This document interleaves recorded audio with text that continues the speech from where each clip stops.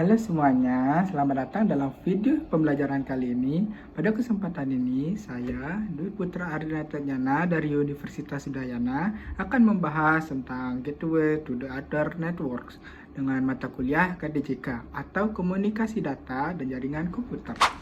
Secara sederhana, Gateway adalah perangkat yang berfungsi sebagai pintu penghubung antara dua jaringan yang berbeda.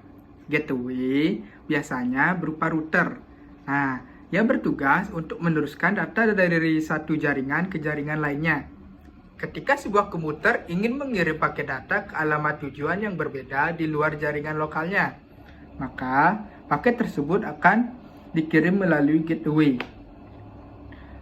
Untuk memudahkan pemahaman, bayangkan jaringan lokal sebagai satu gedung dan gateway sebagai pintu keluar menuju gedung lain.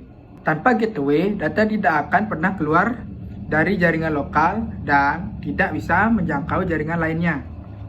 Dalam konfigurasi jaringan, kita mengenal istilah default gateway.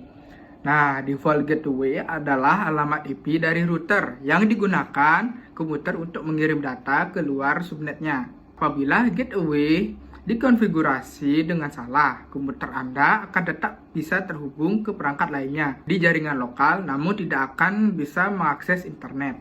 Sekarang, mari kita lihat bagaimana gateway bekerja. Ketika sebuah komputer mengirim data, sistem akan terlebih dahulu memeriksa apakah alamat tujuan berada di jaringan yang sama atau berbeda. Jika berada di jaringan yang sama, data dikirim langsung ke perangkat tujuan. Namun, jika berada di jaringan yang berbeda, komputer akan mengirimkan paket data ke default gateway. Router sebagai gateway kemudian membaca alamat tujuan paket tersebut dan menggunakan routing table untuk menentukan jalur terbaik menuju jaringan berikutnya.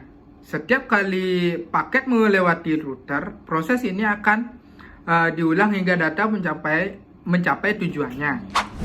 Dalam proses pengiriman data keluar jaringan lokal, gateway menggunakan teknik yang disebut Network Address Translation atau NAT.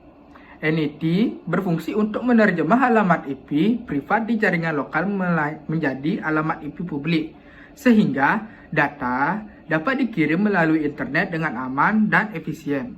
Selain itu, sebelum data dikirim ke gateway, komputer perlu mengetahui alamat VC atau MAC address dari gateway tersebut.